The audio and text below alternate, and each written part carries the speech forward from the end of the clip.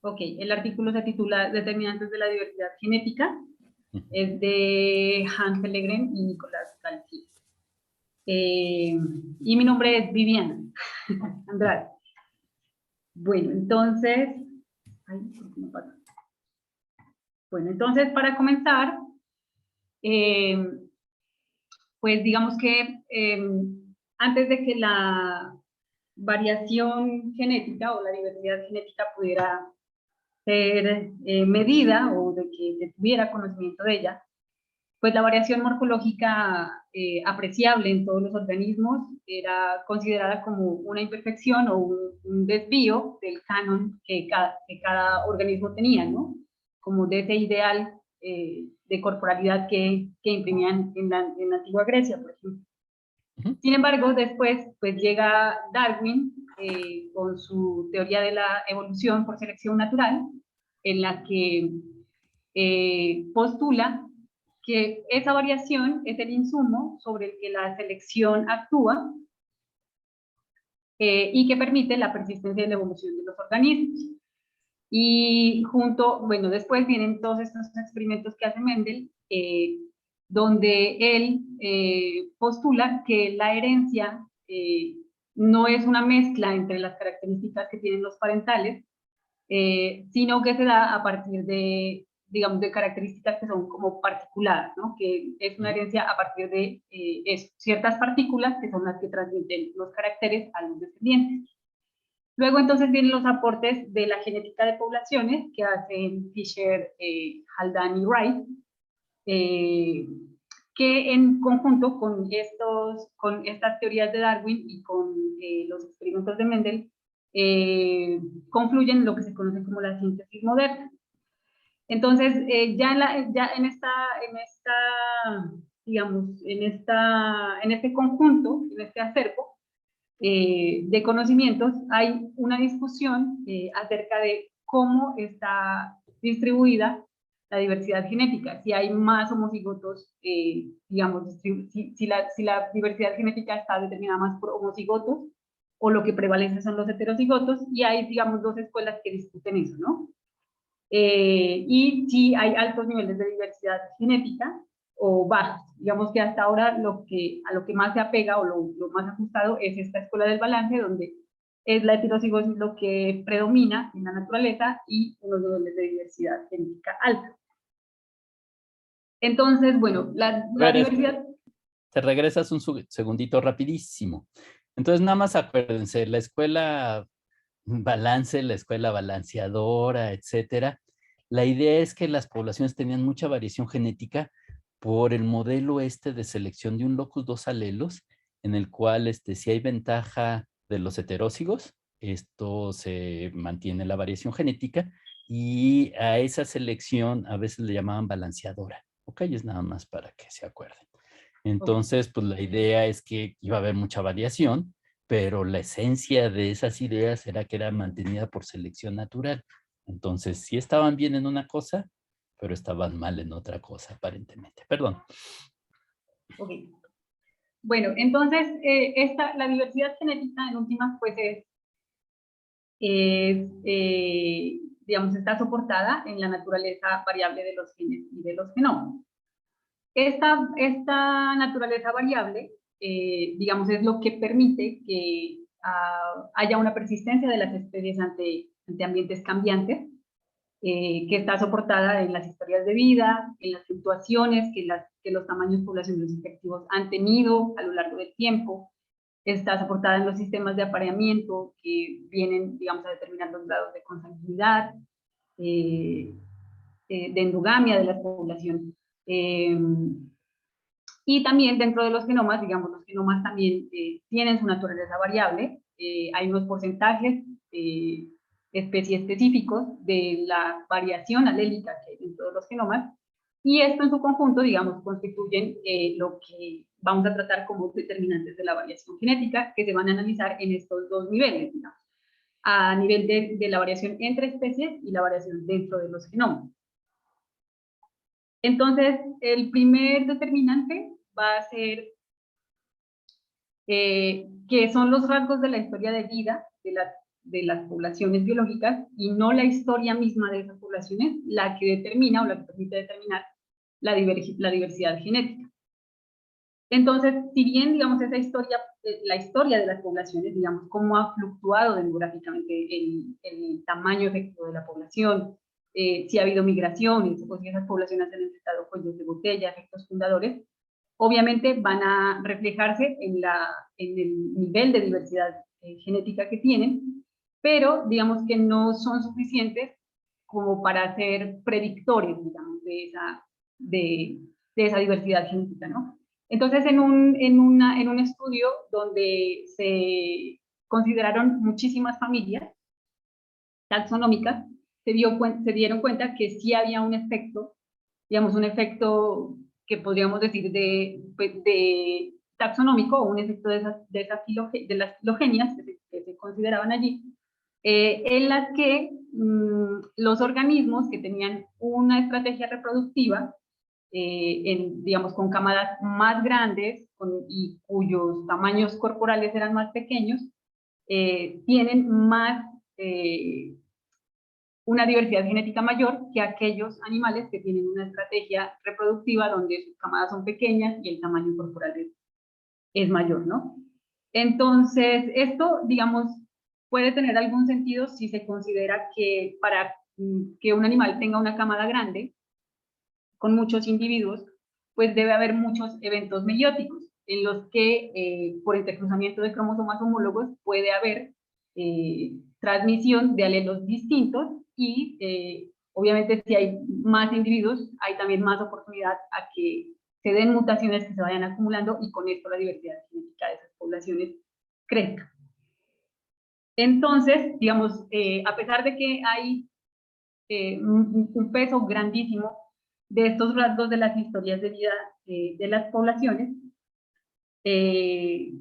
o de los organismos, de los individuos pues, que hacen parte de una población, también la historia de la población, que es el segundo determinante, la historia de esas poblaciones va a también ser un determinante de la diversidad genética. Entonces, digamos, es muy importante el tamaño efectivo de la población, cómo ha sido el tamaño efectivo de la población en el tiempo, en un tiempo remoto y en un tiempo, digamos, inmediatamente anterior, ¿no?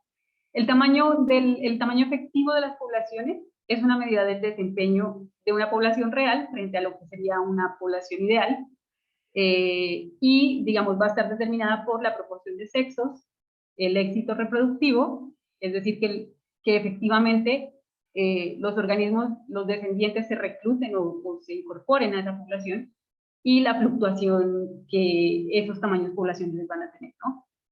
Entonces, un tamaño efectivo de población determina las tasas de mutación, la consanguinidad y la deriva a la que se enfrenta esa población y por lo tanto, digamos, como la persistencia de esa diversidad genética que ella tenga, ¿no? En este punto, entonces, los autores plantean que al reconstruir una genealogía, la probabilidad de coalescencia va a decir mucho de cómo ha cambiado el tamaño de la población en el tiempo. Entonces, que si uno encuentra una gran cantidad de segmentos genómicos coalescentes, eso quiere decir que hubo eventos que redujeron o contrajeron el tamaño poblacional. Cuando hay, digamos, al rastrear eso en este tipo de agrupamientos, entonces, cuando se encuentran con el ancestro, digamos, con un ancestro más reciente, quiere decir que en ese momento la población tenía un tamaño pequeño, por lo tanto, puede, digamos, si se revisa la historia geológica o la historia de un determinado sitio, puede hablar eso de eventos que redujeron el tamaño poblacional y que a partir de ahí, digamos, de esos tamaños poblacionales pequeños, pues empiezan a presentarse, por ejemplo, migración o, por ejemplo, mutaciones que luego, con el tiempo, van a significar pues, que esta población se disperse o conquiste nuevos ambientes, etc., ¿no? Entonces, Luego, otro determinante de la diversidad genética es el sistema de apareamiento. Y nuevamente en esto tiene mucho que ver el tamaño efectivo de la población, porque determina la consanguinidad que va a establecerse entre los individuos que conforman la población. Entonces, pues digamos, hay organismos que se autofecundan, como estos de acá, que lo que va a pasar es que ellos, digamos, no van a, en estos entrecruzamientos de recombinación, ellos pues no van a tener más opción que transmitir su propia información genética, y por lo tanto el flujo de genes en la población pues va a ser como la que tengan estos organismos, más la que llegue a partir de migración, ¿no? Contrario sucede con los organismos que no se autofecundan, los cuales, digamos, tienen una recombinación efectiva y transmiten a sus descendientes uno u otro alelo de los que ellos tengan en su información genética, así que el flujo de genes en esas poblaciones pues va a estar dado digamos, por la salida de polen y la entrada a partir de migración.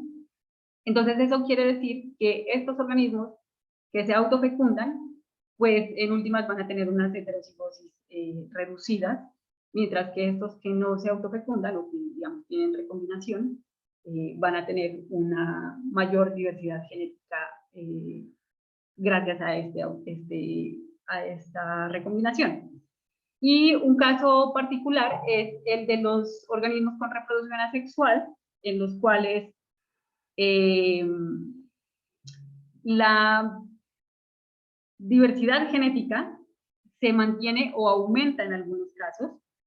Se mantiene porque digamos, al no presentarse recombinación, si una población o los individuos de una población tienen cierto nivel de heterocigotos, esos heterocigotos como no se están recombinando, pues los que son heterocigotos van a seguir siéndolo por mucho tiempo, ¿sí? Y eso hace, digamos, que puedan tener una diversidad genética grande,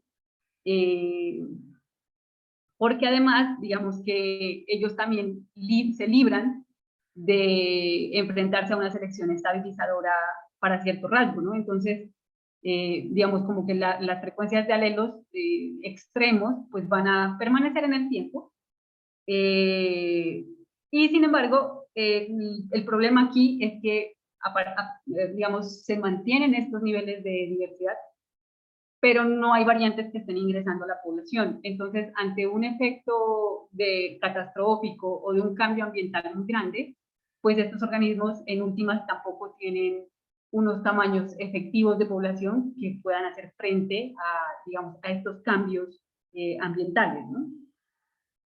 Entonces, aunque puede sí aumentar la variación por ausencia de esta selección estabilizadora o porque los heterocigotos continúan siendo heterocigotos, pues en últimas es un efecto negativo que también van a tener frente a la diversidad genética. Otro de los determinantes es la selección ligada y que va a tener un efecto mayor en poblaciones más grandes. Entonces, bueno, cuando, digamos, lo normal, lo que sucede en la naturaleza, es que las secuencias de DNA tengan genes neutrales, sin ningún valor adaptativo, que están allí, y que, como son muchos y están en diversos lugares, pues aumentan la diversidad genética que hay en esa población.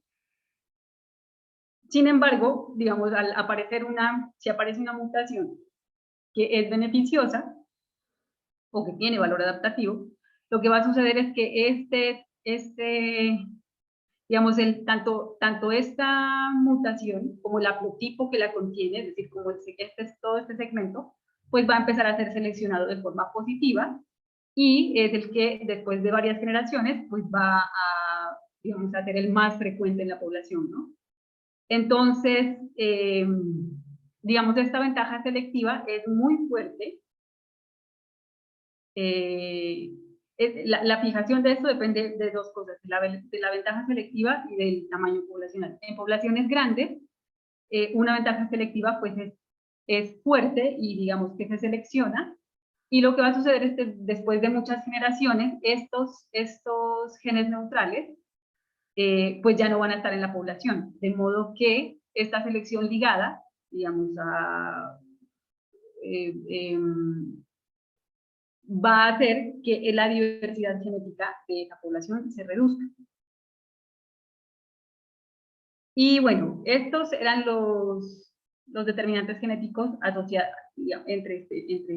Y luego están los de dentro de los genomas. Entonces, el primero de estos es la tasa de recombinación y la densidad de sitios bajo selección. Esto es más o menos, según entendí, lo mismo que acabo de decir en la diapositiva anterior, pero acá, lo que hacíamos era que observábamos solo pequeñas secuencias del DNA, ¿no? Acá estamos frente a unas regiones grandes del genoma o al genoma completo. Entonces, como vimos antes, digamos, si hay más sitios que se están seleccionando con este efecto de la selección ligada, lo que hace es que me hace perder estos genes neutrales o esta variación que es neutral en mi genoma. Cuanto yo tenga más sitios así que se me están seleccionando, lo que va a suceder es que en esos sitios pues se me va a perder, ¿no? Todas estas variaciones neutras que veíamos, y entre más sitios tenga yo de estos, pues lo que va a suceder es que hay un efecto a nivel de esta línea apuntada que sería como el promedio general de la diversidad nucleotídica en un genoma. Si yo tengo pocos sitios, pues ese efecto de esa reducción que me imprimen los sitios bajo selección va a ser menor, por lo tanto mi promedio pues no se me va a afectar muchísimo. Y en el caso de que yo tenga, digamos, en estos sitios más lugares donde ocurra una recombinación, este efecto de la pérdida se va a ver compensado, e incluso entre más recombinación tenga, la recombinación, como sabemos, pues permite ganancia de variabilidad. Entonces, ese efecto de la densidad de sitios se me pierde, y además gano diversidad, en este caso de nucleótidos, a partir de esta recombinación. Y el último determinante es la variación que existe entre autosomas versus cromosomas sexuales. Entonces aquí lo que veíamos era que si yo hago una muestra aleatoria de individuos diploides en una población, digamos en una población cualquiera, lo que yo esperaría que suceda es que la proporción de cromosomas sea 4:3:1 entre autosomas, cromosomas X y cromosomas Y que yo tengo. Esto tiene varias excepciones porque, digamos, dependiendo del sistema de apareamiento, ay, ya se me olvidó la palabra. Digamos, de que un individuo macho tenga muchas parejas hembras en la población, o por ejemplo animales que tienen más de un cromosoma sexual distinto. Entonces tiene varias excepciones, pero digamos que la regla sería esta, ¿no? Sin embargo, digamos, estos autosomas, bueno, en estos autosomas, digamos, sí hay la posibilidad de que haya una recombinación, y en caso de barridos selectivos, estos autosomas tienen la posibilidad de heredar, digamos, distintos alelos que van teniendo en su composición, ¿no? Sin embargo, por ejemplo, el caso del cromosoma Y es un caso especial en el que estos barridos selectivos pueden hacer que desaparecer estas variantes que tiene el cromosoma, y que después de un barrido selectivo, pues simplemente se tenga una sola forma de lo que era este cromosoma Y en la población. Entonces, bueno, es eso. Esta es como una síntesis. Ay, perdón. Esta es una síntesis de todas estas variantes. Yo lo interpreto de la siguiente manera. Ahí, digamos, estamos estudiando qué factores determinan la diversidad genética. Entonces, hay unos efectos directos de factores importantes como el tamaño efectivo de la población, las mutaciones, digamos, que imprimen, en el caso de un tamaño de población efectivo más grande, se espera tener una diversidad genética mayor.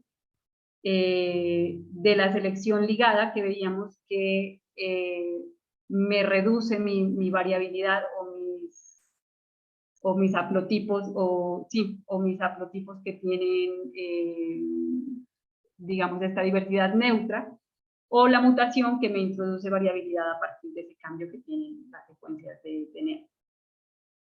Y a estos grandes, digamos, o estos factores que afectan directamente la diversidad genética, los alimentan otros factores de forma indirecta, que de forma indirecta pues van a también afectar a esta diversidad genética, ¿no? Entonces, estábamos hablando de la demografía, que a partir de migración o cuellos de botella, me van a alterar positiva o negativamente este tamaño de población efectivo. El sistema de apareamiento, que a partir de individuos que no se autofertilizan, me contribuyen a aumentarme este tamaño efectivo de población, mientras que los que son los que se autofecundan o tienen reproducción asexual me imprimen una disminución en ese tamaño efectivo. La recombinación, que es lo que veíamos, ¿no? A partir de estos mismos sistemas de autoprocesamiento que van a estar, digamos, determinados por que sí exista una recombinación, que estos cromosomas simétricos den más variabilidad, o por el contrario, en los organismos que se autofecundan o que son asexuales, pues esta recombinación no va a tener ningún efecto positivo y tiene más un efecto negativo. Esta misma recombinación, decíamos que me va a paliar un poco los efectos de la selección ligada al inducirme variabilidad a partir del entrecruzamiento, y que entre más sitios o genes entre más densidad de sitios bajo selección, pues este efecto de mi selección ligada va a ser mayor y por tanto me va a afectar negativamente mi diversidad genética. Y me falta la mutación, ¿cierto? Entonces, en últimas, están la historia de vida, los rasgos de la historia de vida, de lo que hablábamos de las estrategias R, de pequeños propágulos y grandes camadas, o la estrategia K de grandes propágulos y tamaños corporales mayores de los individuos, los cuales ya veíamos que en últimas, pues esto, entre más individuos yo tenga en una camada, voy a tener un tamaño efectivo de población mayor y por lo tanto aumentar mi variabilidad genética. Y lo contrario ocurre con los de estrategia K, que al tener camadas menores, pues van a determinarme un menor tamaño de población, tamaño efectivo de población. Y en últimas, pues la mutación, que es esta fuerza que imprime variabilidad. Entonces, digamos, la historia de vida también me va a determinar que haya, digamos, si yo tengo una estrategia R, pues mucha meiosis y más posibilidades de mutación, o si yo tengo una estrategia acá, menores niveles de meiosis y por lo tanto menor mutación. Y bueno, esta también afecta de forma directa es un determinante directo de la diversidad genética. Y ya. Muy bien. Ok. Gracias. A ver, deja de transmitir un ratito. Ok. Y miren, el artículo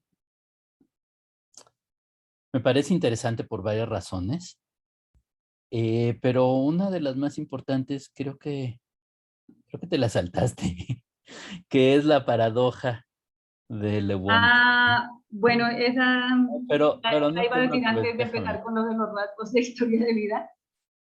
Sí, pero Eh, sí, bueno, era algo así como, eh, sí, no, se no te preocupes. esperaría. Ah, bueno, Déjame platicarles. ok. Entonces, si se acuerdan, creo que la primera clase que dio Jaime presentaba el verdadero panteón de los dioses del Olympus de la genética de poblaciones y había puesto hasta el centro como a dios a Richard Lewontin. Yo creo que es una exageración, pero Richard Lewontin es interesante. Richard Lewontin, como les decía, se acaba de morir hace un par de meses. Y Richard Lewontin juega un papel fundamental en la historia de la genética de poblaciones por varias razones. Y de la biología evolutiva también lo mencionan mucho. Pero en particular en genética de poblaciones porque fue al que se le ocurrió utilizar métodos moleculares para estimar la variación genética y él fue el primero a encontrar estos niveles muy altos de variación genética en prácticamente cualquier organismo, ¿no? Y esto lo hizo por ahí del 66, ¿no, Jaime? Pero pocos años después publicó este libro, ¿sí lo ven? No sé si lo ven al revés o al derecho, pero se llama Las bases genéticas del cambio evolutivo. Lo publicó la prestigiosa casa de la Columbia University Press. En Columbia se habían publicado los primeros libros de la síntesis moderna, famosísima, ¿no? El de Dobzhansky, el de Mayer, el de Simpson, etcétera. Y varios años después, esto si mal no recuerdo, salió en el 74. Entonces lo que hizo Lewontin fue juntar todo lo que se había producido en los básicamente 10 primeros años de isoenzimas, sí, tardó un rato en escribirlo, hizo esta síntesis. Y la síntesis es muy interesante porque viene un tema central, lo que domina toda la segunda parte del libro es esta, ¿no? El capítulo 5, que se llama La paradoja de la variación. Y la paradoja de la variación es exactamente lo que trata ese artículo, ¿no? Que los tamaños efectivos, o cuando menos lo que creemos que son los tamaños efectivos de las plantas y animales, varían muchísimo, ¿no? Desde bichos que hay, no sé, 10 individuos quedan en el mundo, a moscas y cosas por el estilo que hay billones de billones de billones. Y la paradoja la muestra, no sé si ven esta gráfica, que a lo mejor está invertida, que siempre yo se los platico mucho en todos los cursos introductorios de evolución, etcétera. Entonces lo que viene es esto, la heterocigosis que se esperaría como función del tamaño efectivo, ¿sí? Entonces esperaría que hubiera heterocigosis prácticamente de cero, nada de variación genética en las especies que tengan tamaños efectivos muy chiquitos y una heterocigosis de 1, las que tuvieran tamaños efectivos muy grandes. Lo que dice es que la paradoja es esto, todos los datos empíricos se encuentran en este pedacito de variación genética, ¿sí? Quiere decir que la teoría neutra, la teoría de Kimura, lo que predice es que debería haber niveles de variación genética que fueran de muchísimo a poquitito y pues nada más vemos cierto rango de valores, ¿no? Entonces, bueno, lo que siempre explicamos es que primero la teoría de Kimura era para un modelo particular de mutación, pero de cualquier forma seguimos encontrando eso.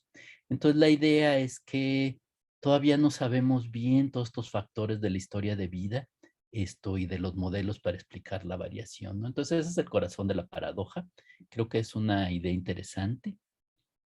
Y ahora sí, pues lo que revisamos es un montón de cosas que tienen que ver tanto con la ecología como la genética y la comprensión que estamos alcanzando de analizar selección natural a partir de los genomas, ¿no? Y eso creo que es uno de los elementos modernos más importantes, estas ideas del hitchhiking, ¿no? Que si hay selección muy intensa, los genes ligados alrededor de el gen donde hay selección van a perder variación genética por este aventón genético, aunque también está la otra historia estilo Charlesworth, de que también van a perder variación genética no solo por selección natural, adaptativa, sino por la misma, pues como la carga genética si quieres, ¿no? Todos los recesivos deleterios, a mayor cantidad de recesivos deleterios va a haber menor variación genética, ¿no? Eh, Entonces, los patrones de variación genética son interesantes. Ahora sí, Viviana, ¿puedes poner otra vez tu presentación aquí en Share Screen?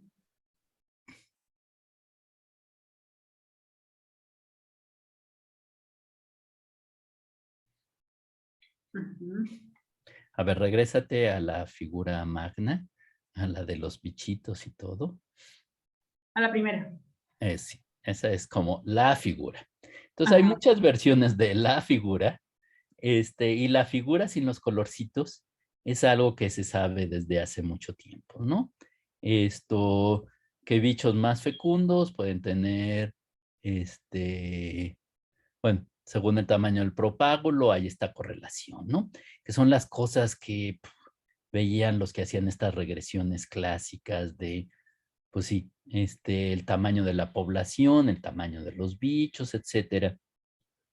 Y vean que esto también, en principio, aunque no se ven estos ejes, debería de correlacionar a ver si esto es fecundidad y tamaño del propágulo. Pero podría hacerse otras correlaciones análogas donde viniera el tamaño del bicho y el tamaño de la población, ¿no? Y mucha gente se ha dedicado a buscar estas correlaciones más o menos alométricas, casi siempre traen escalas logarítmicas, etcétera. Pero lo interesante es que aquí le echaron encima los niveles de variación genética, ¿no? Entonces queda claro que los bichos con fecundidades,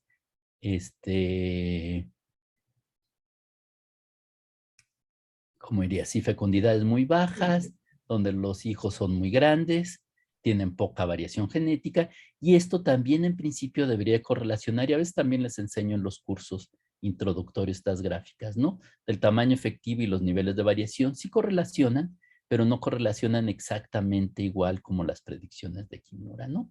Y al revés, bichos que tienen fecundidades brutales, sus tamaños de propágulos muy chiquitos, pueden tener mucha más variación genética, ¿no? En plantas, por ahí mencionan las revisiones que hacía mi amigo Jim Hambrick, que también vemos en los cursos introductorios. Jim Hambrick encontraba él sí correlaciones, no buenísimas, pero buenas correlaciones con los niveles de variación genética y las plantas que tienen fecundación cruzada, dispersión por viento, distintas características de la historia de vida, ¿no? Pero pues luego no tenemos buenos datos y luego no tenemos suficientes especies, etcétera. Entonces creo que era lo que trataba de resolver este artículo. A ver la siguiente, y entonces pues va fuerza por fuerza evolutiva, platicándonos ahora del corazón del problema, el tamaño efectivo, ¿no? Entonces el tamaño efectivo es efectivamente un concepto elusivo, ¿no? Desde mi tesis de doctorado y la tesis de Jaime, tratamos de encontrar métodos para estimar el tamaño efectivo. Se puede tratar de aproximar de datos demográficos, como la fecundidad que deja cada individuo en una población. Si sigue una distribución al azar, como de Poisson, pues el tamaño efectivo es el tamaño censal, pero por ejemplo, si no hay varianza, el tamaño efectivo puede ser paradójicamente más grande que tamaño censal, y al revés, ¿no? Si hay unos individuos que dejan casi todos los hijos, el tamaño efectivo puede ser muy chico, variaciones en la demografía, en el tiempo, y los métodos que cada vez se utilizan más que están relacionados a la coalescencia, ¿no? Hacer simulaciones de coalescencia y ver cuál es el tamaño efectivo que nos explica mejor la variación genética actual que hubo en el pasado. Pero bueno, esto es un concepto complicado, pero parecería que sería el principal determinante, pero no el único, ¿no? A ver, entonces las siguientes. Ajá, aquí venían las ideas de la selección. El problema de la endogamia, ven que en las clases que dio Jaime, con el programita que estaba utilizando, cuando metí endogamia, luego pasaban cosas que no eran tan obvias, ¿no? Entonces, la endogamia puede ser a veces, obviamente, que funcione más fuerte la deriva y que se pierda más variación genética, pero también en otras situaciones puede hacer que sea más eficiente la selección natural, ¿no? Entonces, súper interesante. Y luego aquí mencionabas el efecto Mendelssohn. El efecto Mendelssohn Les voy a contar unas anécdotas que no tienen nada que ver, pero son divertidos. Mendelssohn era un biólogo molecular del famoso experimento donde demostraban la naturaleza semiconservativa del DNA con centrifugaciones y demostraban que de una cadena se partían la doble cadena en dos y cada una de esas cadenas daba origen a otra cadena, ¿no? Que era la naturaleza semiconservativa del DNA. Y eso es de tiempos de Watson y Crick, etcétera. Bueno, pues años después, ya cuando tenía como 1 billón de años, comenzó a trabajar con rotíferos, ¿sí? Y se dio cuenta, bueno, se sabía que había todo este linaje de rotíferos, los deloideos, que solo hay hembras, pero luego encontraban que había mucha variación genética y parece ser que se habían seleccionado linajes heterócicos.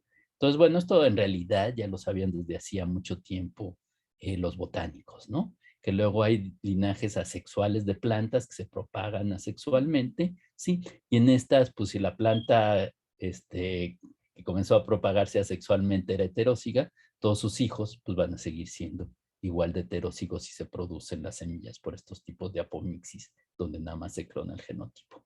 En fin, entonces así se podría mantener la variación genética. En plantas hay otros trucos, por ejemplo, los alopoliploides, sí, que tienen distintos juegos de cromosomas, pues por naturaleza también se van a mantener la variación genética, ¿no?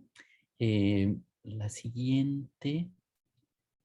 Bueno, entonces aquí estaban los tipos de selección, ¿sí? Y creo que la siguiente también tiene que ver cómo la selección muy intensa decrece la variación genética, ¿no? ¿Nos enseñas la siguiente?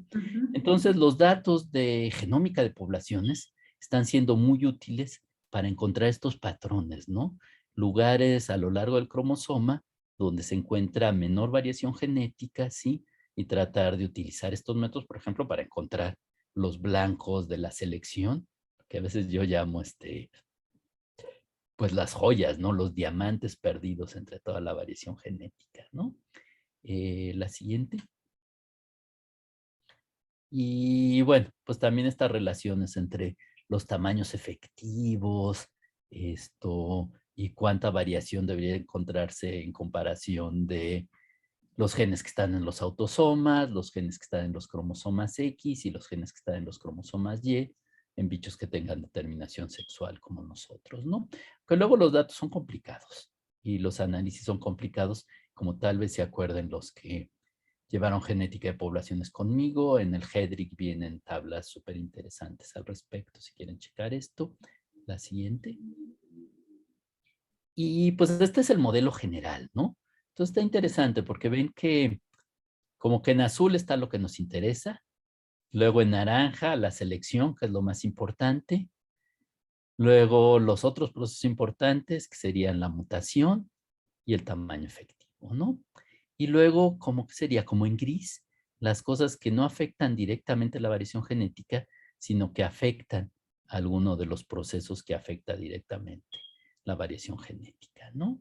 Entonces, la mutación, pues sí, o sea, si hubieran mayores niveles de mutación, podría haber mayor variación genética, aunque usualmente se considera que la mutación es lo más débil que puede ser, ¿no? Que se ha seleccionado los mejores mecanismos de reparación del DNA para mantener la mutación al mínimo, aunque hay por ahí algunos datos en sistemas experimentales o en algunas enfermedades donde parece que se seleccionan tasas de mutación más altas, ¿no? Pero obviamente, pues la mutación está ligada, como ahí está, directamente a la variación genética, pero también a las historias de vida, ¿no? Cuántas duplicaciones hay en la línea germinal por generaciones, etcétera, ¿no? Luego del otro lado, está el tamaño efectivo, que obviamente está correlacionado con la historia de vida. ¿Se acuerdan de su ecología, los que hayan llevado ecología? Los estrategas R y los estrategas K, y los K son los que tienen tamaños chicos, crecen muy lentamente, producen propágulos más grandes, los estrategas R crecen más rápidamente, y esto obviamente es parte de la historia de vida, pero también afecta al tamaño efectivo, ¿no? La demografía, pues eso la vamos a ver ad nauseum, son los temas clásicos de la migración. La migración es interesante porque si hay mucha migración entre las poblaciones, el tamaño efectivo en realidad en la práctica es más grande, ¿no? Y obviamente también solo eventos raros de cuellos de botella, reducciones del tamaño, van a afectar el tamaño efectivo, como mencionaba Jaime, y las medias históricas de la población, la media armónica, se acordarán de su genética de poblaciones básica, etcétera, ¿no? Y los sistemas mating, sistemas de apareamiento, que en particular en plantas, pues muchísimas plantas, como un tercio de las plantas se autofecundan, ¿no? Y también muchas plantas es muy común la apomixis, en algunos peces, en algunos animales, como los rotíferos puede ser dominante, y el porcentaje de outcrossing que también veíamos, pues mucho en la genética de poblaciones clásica, ¿no? El AT, el outcrossing rate, el selfing y algunos métodos bueno, podríamos luego revisarlos para calcularlos, ¿no? Y bueno, también está relacionado a la recombinación, cuánto se barajean los genes, ¿no? Esto en linajes asexuales, acuérdense que entonces no hay recombinación y de hecho los linajes clonales pues se comportan al fin pues como grandes clonas, ¿no? Pero también pueden comportarse como grandes clonas cuando hay muchísima autofecundación, que a veces platicamos en los cursos de genética de poblaciones estándar de las avenas y el trabajo que hizo Daniel Piñero en su tesis de doctorado. Entonces, bueno, el punto es que pues como que la revisión está divertida, pero al fin de cuentas, pues seguimos, creo que en la paradoja de Legonti, ¿no? Hay muchas cosas, queremos saber cuáles, pero nos falta una teoría predictiva. Y acuérdense que por ahí mencionan en el artículo otra complejidad, que a veces lo que correlaciona mejor es la historia evolutiva, los linajes, ¿no? Que hay linajes de animales y plantas que en general tienen mayor variación genética o menor. Muchas veces, pues todo el linaje tiene características comunes, demográficas, morfológicas, etcétera. Pero bueno, pues yo creo que todavía nos falta seguir revisando. Y el problema es que, por ejemplo, me estoy extendiendo mucho, pero creo que es importante. Jim Hambrick, por ejemplo, sus compilaciones tenía del orden de miles de estudios que había encontrado de isoenzimas con plantas. Y lo que ha pasado ahora es que pues tenemos muchísimos marcadores y cada quien los ha analizado de su forma. Entonces todavía nos faltaría ya decidir, bueno, pues vamos a ver solo con SNPs, con métodos más o menos comparables, y ahora sí con los mismos métodos o con secuencias de mitocondria. Por ahí menciona que hay revisiones en mitocondria donde no se han encontrado patrones claros en animales, pero bueno, pues yo creo que todavía nos faltan estudios. Acuérdense que tenemos millones de especies en el planeta y mientras que hay muchos estudios, pues yo creo que todavía tal vez no haya suficientes. Y aquí ya voy a dejarle. No sé si alguien más quiera comentar o tenga algunas dudas.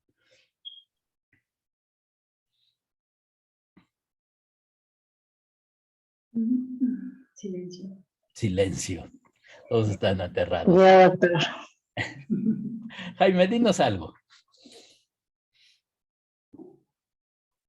No, pues el artículo a mí me gustó, pero es que es como un repaso de genética de poblaciones, básico. Entre básico y no tan básico, Jaime, porque algunas Sí, cosas bueno, que se definen los párrafos, pues son conceptos complicados, ¿no? Lo que ponen los parrafitos afuera del texto, ¿no? Sí. sí, y bueno, o sea, bueno, a mí el artículo sí me gustó, solo que al final me di cuenta, bueno, más bien hasta ahorita, es que realmente nunca hace una propuesta real sobre la paradoja de Legonti, ¿no? Es que trae tanta información que uno se pierde. Sí, Pero exacto. ahorita que lo presentó Viviana me gustó porque finalmente como que redondea la introducción que vimos en genética de poblaciones. Exacto. Por eso. Sí. Y pues más allá de eso, pues no sé, me quedó justamente la duda del, justamente si, o sea, a mí lo que me parece es que entonces todavía estamos en proceso de darle Exacto. respuesta a esta pregunta. Sí, exacto. Ese es el punto. Y lo que pasa es que, por ejemplo, Hambrick, en sus estudios clásicos, si te acuerdas, Jaime, pues como que no tomaba mucho en cuenta las familias, no tomaba en cuenta la filogenia, ¿no? Entonces, obviamente se necesita un método comparativo. Y lo que hacía Hambrick también, pues era como hacer como el ANOVA de todos los tipos de historia de vida, ¿no? Anuales, perennes, etcétera. Y yo creo que lo que se necesitaría sería utilizar los métodos de metaanálisis, ¿no? O sea, de veras tomar cada uno de los datos individuales y además un metaanálisis con un control filogenético. Entonces, pues está medio cabrón, porque además cada estudio de genética de poblaciones, pues analiza lo que quiere, ¿no? Sí, sí, es muy difícil. Entonces, sí se podría controlar, pero habría que fijarse qué tan importante pudiera ser, que al fin de cuentas era también lo que le preocupaba, ¿te acuerdas, Jaime, a Jonás, ¿no? De si usamos distintos tamaños de muestra, pues entonces vamos a tener mejor o peor estimación o más varianza o sesgo en la FCT, en la heterocigosis, en la no sé qué. Entonces tendríamos que ser muy cuidadosos. Y por eso creo que puede valer la pena que veamos también luego el articulito ese que escribiste tú con Jonás, ¿no? De los tamaños de muestra, etcétera. Sí, pero creo que tu observación es buena. Y yo tampoco lo había pensado hasta ahorita que comenzamos a platicar. Ok. Hay una duda de Camila Martínez que no entiende cuál es la diferencia entre el barrido selectivo y la selección de fondo. Este es el corazón. Y a ver, ¿saben qué? Dejen de compartir pantalla y voy a compartirles. Creo que aquí viene la explicación. Déjenme ver si es cierto. Según yo sí viene la explicación aquí. Hitchhiking. Y en otro. Bueno, se los explico entonces sin la transparencia. Entonces, la idea original era que si había selección direccional, si estaba seleccionando, por ejemplo, resistencia contra un insecticida, ¿sí? Entonces, lo que iba a hacer era la selección, tomar las variantes que son resistentes al insecticida y entonces purgar todo lo demás, ¿sí? Entonces, esa es la idea básica de la selección direccional. Y la idea de como, ay, ¿cómo lo llaman? Lo tenía hace un segundo en la mente. La idea de Charlesworth es que lo que es importante no es la selección direccional, sino la selección purificadora, que es la idea como de Kimura. La idea de Kimura no era que no hubiera selección, sino que casi toda la selección son por estos mutantes recesivos deleterios. Entonces, la selección va a estar eliminando a toda esta carga genética, a todos estos mutantes recesivos deleterios, ¿sí? Y esta como selección, ya me acordé de fondo, ¿sí? Es la que está purgando la variación genética en las poblaciones. Y las dos siempre son más eficientes en principio, entre mayor sea el tamaño efectivo de las poblaciones, ¿no? Lo que pasa es que, pues por eso Anastasia quiere luego platicarnos la idea de la purga genética, ¿no? Que a veces en poblaciones muy chiquitas se puede purgar toda la carga genética mejor, pero también en otras poblaciones muy chiquitas se puede extinguir la población completa, ¿no? ¿Sí? Entonces, son como los distintos tipos de selección. La selección direccional creativa que le gustaba a Dobzhansky, etcétera, y la selección estilo Kimura, que nada más está quitando las cochinadas, ¿no? Pero que te mantiene en el mismo lugar adaptativo. Creo que esa es la diferencia fundamental. Sí, pero bueno, si quieren luego podríamos revisar más literatura al respecto.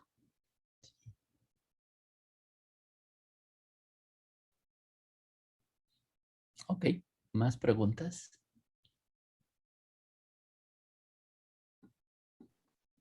Yo, doctor. Bueno, pues ¿cómo ven que entonces platicamos del siguiente?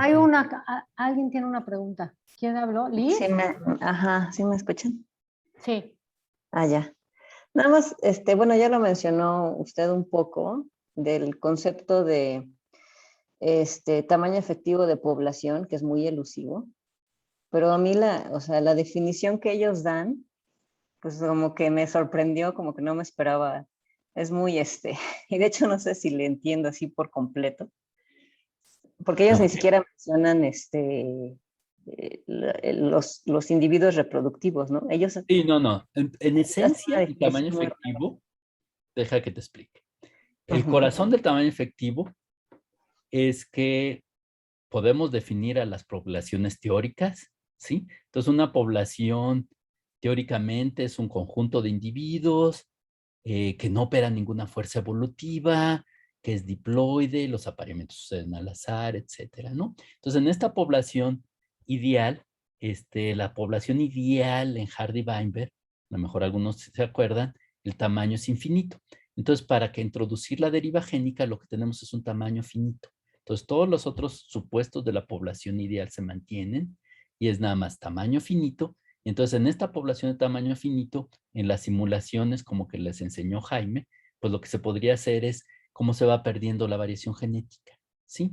Entonces, ese sería, y luego lo que tendrías es tu población real, y en principio podríamos ver muchas generaciones y vas viendo cómo se pierde la variación genética. Entonces, ¿cómo se pierde la variación genética en tu población real? Se va a perder a cierta tasa que correspondería con la de la población ideal. ¿Sí ves? Entonces, esa sería la definición real del tamaño efectivo. ¿Sí? Entonces, tu población real no sabemos cómo no se ajusta a los supuestos de Hardy-Weinberg, ¿sí? Pero está perdiendo la variación genética a cierta tasa que correspondería a una población ideal de 10 individuos o de 20, etcétera, ¿no? Entonces, la historia natural del tamaño efectivo es tratar de entender por qué se está perdiendo la variación genética a cierta tasa, ¿no? Entonces, puede deberse, pues en realidad, a todas las características que en realidad resume el artículo, ¿no? La historia de vida, cuántos individuos hay, cómo se reproducen, cómo fue el mismo tamaño efectivo en el pasado, cómo está conectado con otras poblaciones que pueden restaurar la variación genética. Entonces, esa es la definición real de tamaño efectivo, ¿no? Un número que te habla de cómo se pierde la variación genética y de alguna forma mapea los bichos que tienes, tu población censal, a una población ideal, ¿sí? No, déjenme ver qué decía el artículo de la definición de tamaño efectivo. Estoy seguro si viene por ahí alguna, pero Está en sí, el aquí está, ¿no? la caja. El número de individuos reproductivos de una población idealizada que mostraría la misma cantidad de deriva génica o inbreeding o cualquier otra forma variable de interés que la población, ¿sí? Entonces es lo que hace. Te mapea tu población a esta población ideal, ¿sí? Entonces, estimarla es complicado porque, bueno, en los cursos de genética de poblaciones básicos, siempre distinguimos las dos formas de estimarla, ¿no? Sería de forma directa, tratando de ver cuántos individuos se reproducen, cómo se mueve el polen y las semillas, y la indirecta viendo realmente, pues, cómo se perdió la variación genética o a partir de la FCT o a partir de alguna simulación, tal vez, o sea, métodos ecológicos contra métodos genéticos. ¿Sí? Entonces, no se preocupen si no les queda totalmente transparente. Sigan leyendo y sigan pensando. Sí, ese Gracias. es un concepto bien complejo. Yo por ahí leí que había como 3 formas de estimarla, que era a partir como de la proporción de sexos en la población, del éxito reproductivo, es decir, de la tasa de progenie que sobrevive entre un censo y otro, y las fluctuaciones en el tamaño de la población. Entonces, más bien se hablaba era de que no es como una cantidad de individuos, sino es como el comportamiento genético de una población real frente a una de referencia. Entonces, en los libros de texto siempre dan ejemplitos sencillos, ¿no? Si las proporciones sexuales son iguales, pues es entonces igual al tamaño total de machos y hembras. Si está muy sesgado uno de los sexos, se va a reducir de acuerdo con esas formulitas. No sé si se acuerdan, creo que es 4 veces el número de machos entre el número de machos más los de las hembras o algo así. Chequen en los libros de texto. Cuando hay distintas fluctuaciones en tamaño, es prácticamente igual a la media armónica. En el tiempo, las varianzas, como les decía, en la fecundidad, si la varianza en la fecundidad sigue la distribución de Poisson, donde la media es igual que la varianza, entonces se comporta, tamaño efectivo es igual al tamaño censal, pero pues casi siempre las varianzas son mucho más grandes y se reduce mucho más, pero puede haber otras complicaciones y obviamente pues también están metidas la selección natural confundiéndonos, el flujo génico también confundiéndonos, etcétera, ¿no? Entonces, sí, es una cantidad difícil, pero básicamente lo que intenta es eso, ¿no? Describir el comportamiento de nuestra variación genética en el tiempo, aunque es todavía más complicado. Pero vamos a dejarlo ahí por el momento, no quiero hacerlos más bolas. Entonces, ¿por qué no vemos el siguiente artículo? Antes de que se nos vaya, ya llevamos 1 hora con carro. Perdón, yo les dije que siempre tomaba más. Entonces, ¿quién iba a exponer el siguiente, Eri? Yo, Irving. Hola, Irving. Hola, ¿qué Pues, tal? si estás listo y quieres compartir pantalla, Sí, ahí voy. y eventualmente prendes tu cámara para que sepamos quién es Irving. Ok, a ver. No te preocupes mucho, porque además a mí se me olvidan ya todas las caras en Zoom. Es muy triste. Sí, Hola, Irving. sí es complicado. Hola. Hola. Gracias. A ver. Ok. Ok. Entonces, Pues este paper creo que es bastante puntual en lo que dice. Básicamente es una serie de recomendaciones basado en errores básicos que se suelen cometer en, ajá. en estudios de genética de poblaciones. Entonces voy a ir como punto por punto y como un resumencillo al final. Entonces, la idea son los 7 errores comunes en genética de poblaciones y cómo evitarlos. El primero tiene que ver con muestreo y que muchas veces se le daba o más importancia a cuál es eh, como el conjunto de SNPs que se está genotipando, el experimento de genotipado, más que la, la, la estrategia de muestreo que se hace a las poblaciones. Y el problema de esto es que para distintas pruebas que se quieran hacer, pues distintos métodos de muestreo o estrategias de muestreo van a tener distinto poder, ¿no? Por ejemplo, si se quiere hablar de, de, de variación genética entre poblaciones, pues probablemente te conviene como poquitas muestras de distintas poblaciones en lugar de alguna especie eh, pues de más muestras de un subconjunto de menos poblaciones, ¿no?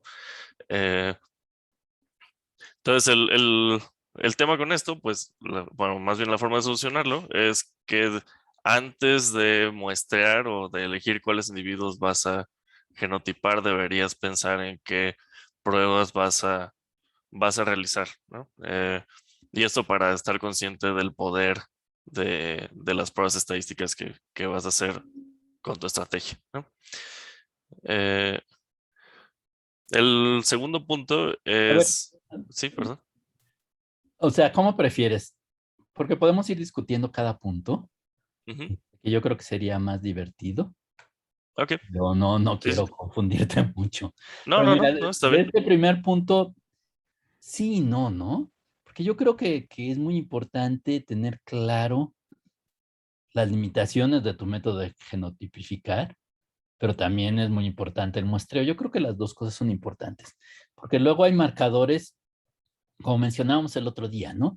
Que todos estábamos felices con los SNPs, pero algunas preguntas a lo mejor pudieran funcionar mejor los micros, pero también son más difíciles de montar, ¿no? Y también, pues muchas veces el mejor muestreo sería tener millones de muestras, pero no necesariamente tenemos millones de dólares. Y hay otros detalles que sí son relevantes, que tienen que ver con las simulaciones que platicaba del artículo de Jonás, ¿no?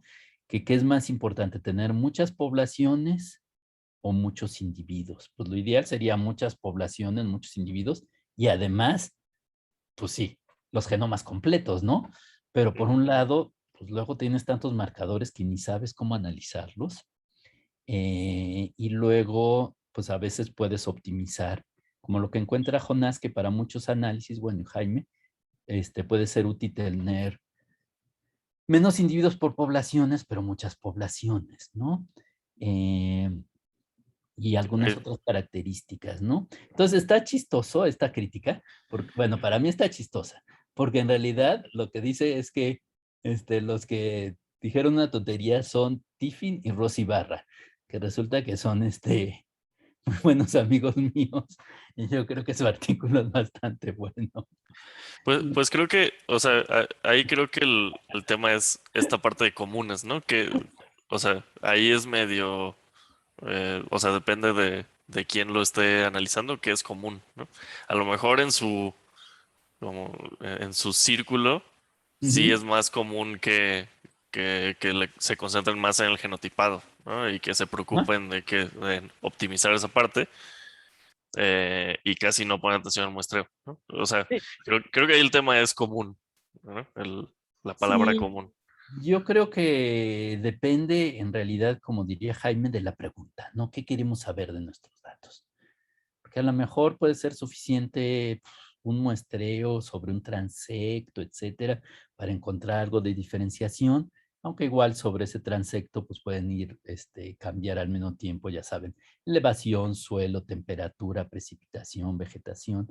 Entonces, bueno, a lo mejor va a ser ver los transectos o muestrear al azar si la distribución es muy continua, pero hay otras veces que tampoco podemos conseguir millones de muestras, o sea, también debemos de acordarnos que el muestreo puede ser bien caro y en México también puede ser peligroso, ¿no? Hay lugares donde no podemos conseguir muestras, pues porque pues, todo el mundo nos dice que mejor no vayamos, ¿no? Pero bueno, ok. A menos que Jaime o Anastasia quieran decir algo sobre este punto. O alguien más. Bueno, yo nada más lo de siempre, ¿no? Que el problema luego cuando se hacen las propuestas o los diseños de muestreo es que para una especie que no se mueve y muy común, pues sí funcionan, pero para las especies que son raras o que se mueven, pues muchas veces nos gustaría tener diseños de muestreo incluso al azar, ¿no? Con estos modelos Ujú. de tabla de ajedrez y todo esto.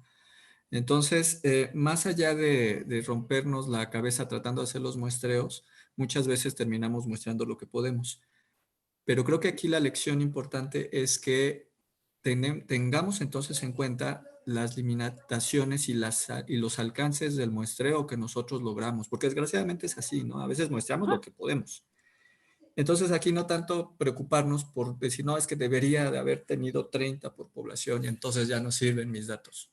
No, más bien pensar, ok, tengo esta limitante, pero entonces, ¿qué tipo de análisis y qué tipo de preguntas? Ni modo, hay que hacerlo así. ¿Qué tipo de preguntas voy a poder responder en función de este muestreo? Creo que aquí sería como bueno, para mí Sí, el no, consejo, ¿no? y tienes razón, Jaime. A lo mejor pues analizas lo que tienes y sobre ese primer análisis dices, bueno, ok, pero hay todas estas cosas que no pudimos muestrear y es que ya me acordé, la solución que da es hacer tus simulaciones, pero si no sabes nada, no veo que las simulaciones vayan a ser muy útiles, ¿no? Si tienes datos preliminares, pues a lo mejor entonces puedes hacer una simulación ya informada, ¿no? Que yo creo que sería mucho más útil.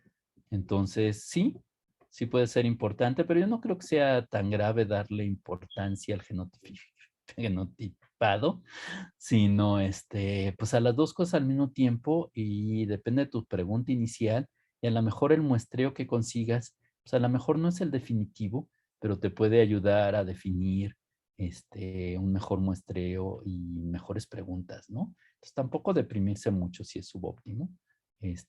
Pero como dice Jaime, eso me gustó mucho, saber las limitaciones asociadas a tu muestreo. Entonces, ahora sí, y lo que siempre podemos hacer, eso siempre lo podemos hacer, ¿no? Es tener una buena idea de la distribución de la especie, a partir de los museos, de los modelos, de distribución potencial, etcétera, y a lo mejor también de las condiciones climáticas que pueden ser importantes. Y sí, pues si tienes muy sesgado tu muestreo, pues tenerlo claramente en cuenta, sí. Gracias, Jaime. Entonces veamos la siguiente crítica. Sí, nada más comentar en Sí, algo que pensé aquí es eh, que en particular, pues yo trabajo con datos de humanos, y Ajá, sí. entonces, o sea, como lo común es que los controles sean, o sea, como uses controles de otros estudios, ¿no? Entonces, Ajá. medio terminas no teniendo opción, ¿no? Y Ujú. más bien tienes que ahí hacer una selección bueno, una submuestra de Sí. o de tus casos o de tus controles, ¿no? En esto pensé sobre No, todo no, como... no, los controles siempre son críticos Ujú, y luego no son los mejores que pudieras tener y en el caso de ujú, humanos, pues luego es bien difícil tener sí, las buenas muestras y las muestras aleatorias que quisieras y pues todas las cosas ahora de, como se dicen, aceptación consensuada o información y todo eso, pues son delicadísimos, ¿no? sí. Entonces sí, pues eso tiene que ver también con esto, ¿no? En el caso de los que trabajamos con plantas y animales, pues luego también es muy común que sean muy raros, que las muestras sean limitadas, que no tengamos de amplias regiones y que pues ya no tenemos dinero para ir al campo. Como les digo, son de esos lugares que todo el mundo nos ha dicho, no, ni vayas.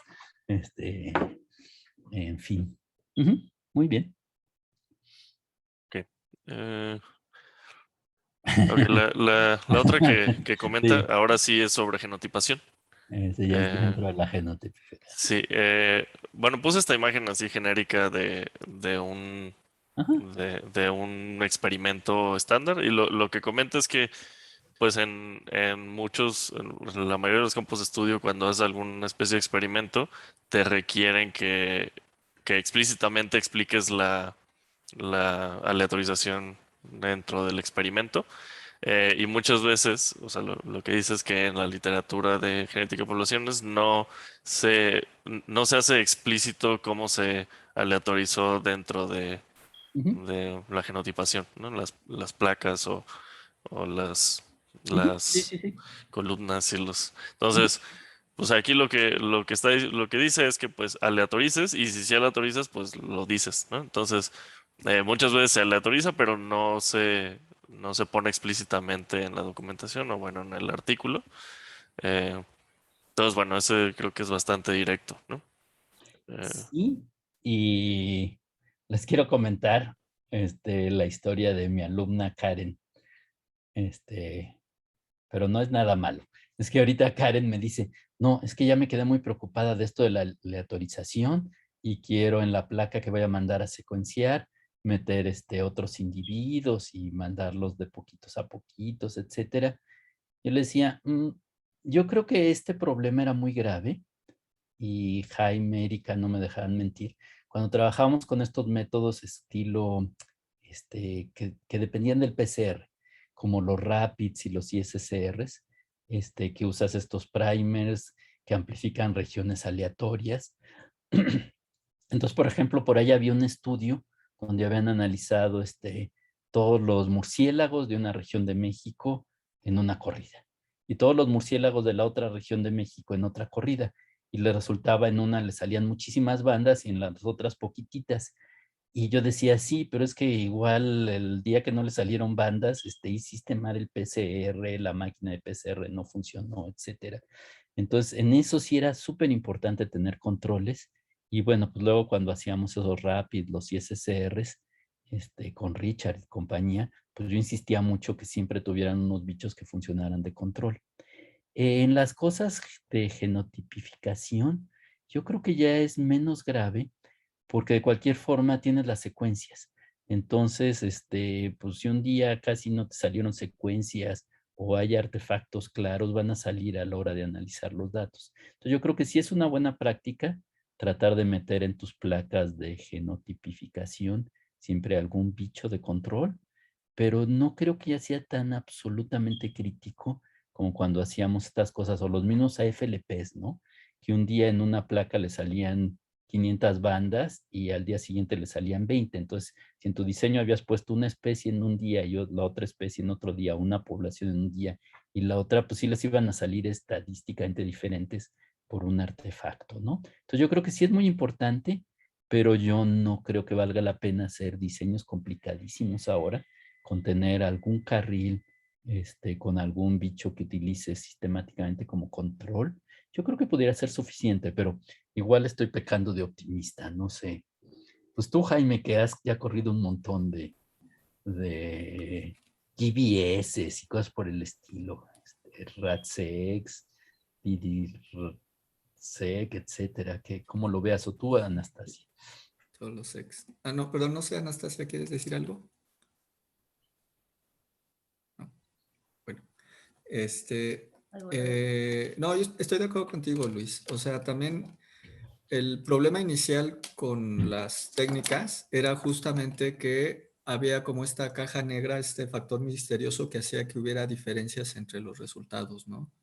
Que teníamos, alguna vez hasta teníamos la hipótesis de que dependía la hora en la cual corrías el gel, porque había una variación de voltaje de acuerdo al uso de las computadoras. En serio, ¿no? Porque había cosas rarísimas, ¿no? O el ciclo lunar al final, ¿no? ¿No es cierto? O el Pero dios del PCR que todavía el dios, tiene. el dios del PCR que sí existe y le rendimos pleistesía todavía. Pero justamente era en eso, ¿no? Que eran factores que desconocíamos y que causaban este error que era aparentemente aleatorio. Por ejemplo, con los micros, la idea de meter un par de individuos Ujú. siempre para tenerlos como control al momento de la lectura funcionaba muy bien. Y esto permitía que justo identificar este error, por ejemplo. Ahora con las últimas técnicas, afortunadamente tenemos estadística y parámetros que nos permiten cuantificar el error de una corrida, por ejemplo, qué tan bien o qué tan mal sale una corrida. Entonces, por supuesto, si las lecturas están bien y los valores de calidad también están bien, tampoco tenemos por qué estar sospechando todo el tiempo que vamos a tener errores, ¿no? O sea, nunca está de más meter uno repetido. De hecho, muchos servicios de secuenciación incluyen la secuenciación de un bicho repetido, ¿no? Entonces, a mí me parece que, estoy de acuerdo, no me parece tan grave. Sí considero que de repente meter algún amigo repetido únicamente para tener este control del error, pero nuevamente el error ya lo podemos cuantificar, que es una gran ventaja. Y ya, bueno, y tener cuidado al hacer nuestros filtros, que es creo que, bueno, espero que nos dé tiempo de platicar de eso, ¿no? Pero si tenemos cuidado al momento de hacer nuestros filtros, Eventualmente nos dará tiempo. va a haber error, pero ese error va a ser muy pequeñito. Siempre vamos a tener error, pero lo que vamos a procurar es que ese error sea muy pequeñito. Ujú. Sí. Bueno, yo Sí. justo lo que decía Jaime, ahora con estas técnicas tal vez no es necesario, pero antes, aunque amplificaras un fragmento de mitocondria, cloroplasto, micros, siempre era muy recomendable tener siempre el mismo control, los mismos controles, tanto positivos también como el negativo, ¿no? Para evitar justo estos errores de PCR o secuenciación. Pero ahora pues estoy de acuerdo con Jaime que con los filtros que se dan en estas nuevas técnicas, pues, no sé qué tan necesario sea, ya no me parecería tan necesario. Sí, y además como está la secuencia siempre puedes checar la homología, etcétera, ¿no? Exacto. Muy bien. Sí, estaba acordándome, Erika, ¿te acuerdas de que Arturo tenía su agave lechuguilla que metía siempre en las corridas, como control para ver los alelos? Sí, exacto. Sí, sí era recomendable siempre hacer eso. Entonces siempre, desde hace muchos años tratamos de tener esto. Hay que ser cuidadosos, pero en fin, sí es importante, pero yo no creo que sea tan grave como ya estaba preocupándose Karen, pero bueno, igual igual yo estoy equivocado, pero no, yo creo que con 1 o 2 bichos de control puede ser suficiente. Ok.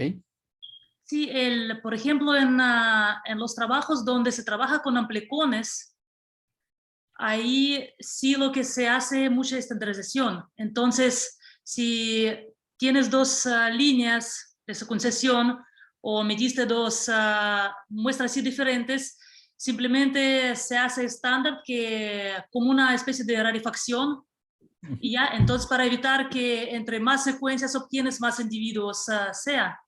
Entonces, estandarizas la rarefacción y ya con eso se evita el problema. Y de hecho ya muchos programas como que tienen todo esto incluido. El primer paso es estandarización de número de reads y ya. Rich. Ujú. Muy bien. Sí, creo que Sí, luego vamos gracias. a ver estas cosas. Sí, ¿Ya, gracias. Karen? Un poquito más tranquila. Sí, ya. ¿Ya No, ven? no, no. O sea, sí hay que ser cuidadosos y tenerlo en mente, pero yo creo que hay formas de controlarlo, que es lo que te trata de decir. Ujú. Sí, Gracias, gracias. Irving. Gracias, Jaime. ¿Quieres, continuamos? Bueno, el siguiente punto es que Relevante, ¿eh? eh, lo que dice es que muchas veces, no sé qué tan mucho sea eso, pero se confunden fronteras políticas con, como con fronteras biológicas. Ujú. O sea, que quieres hacer una comparación de grupos distintos de alguna manera y entonces dicen solo, pues los del este y los del oeste y ya. O alguna separación de frontera de países. Les puse un ejemplo aquí de un paper que encontré de unos lobos. Eh, y entonces lo que es que pues, deberías tener una justificación biológica para poder hacer una separación antes de hacer una prueba estadística de qué tan distintos son, ¿no? Eh, entonces, no, pues básicamente no dividir haciendo, eh, pues tomando en cuenta cosas que no tienen nada que ver para el ecosistema tal cual. Eh, y si vas a dividir haciéndolo con una hipótesis biológica, ya, pues si tienes una que sea decente, entonces ya puedes hacer una prueba de hipótesis con esos dos grupos. Y si no tienes una, entonces hacer tal vez un algoritmo de agrupamiento con los datos. Ujú. Sí. Entonces, yo creo que todos estamos de acuerdo, pero aunque yo estoy de acuerdo, yo sí y mis alumnos hemos hecho exactamente al revés, ¿no? De que tenemos muestras de todo México, pero a veces sí hacemos el análisis por estado, ¿no?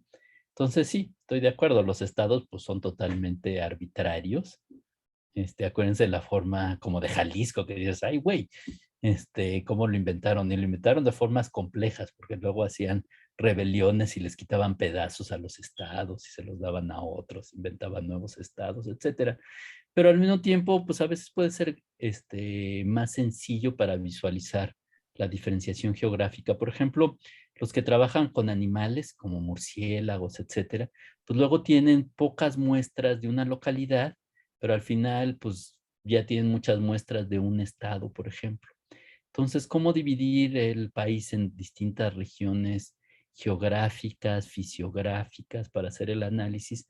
A veces es más sencillo hacerlo por estado, siempre y cuando acordándonos de que sí, los estados son arbitrarios, pero pues a veces pueden ayudarnos a simplificar los análisis, ¿no? Y mi preocupación o sea, en general yo sí estaría de acuerdo con echar tus datos, por ejemplo, a un structure o algún análisis que haga algún clustering, etcétera. Pero luego también nos pasa al revés, y creo que es otra de los 7 pecados capitales de este artículo, ¿no? Que pues primero los hicimos con un clustering y luego hacemos un análisis y nos salen significativas las diferencias.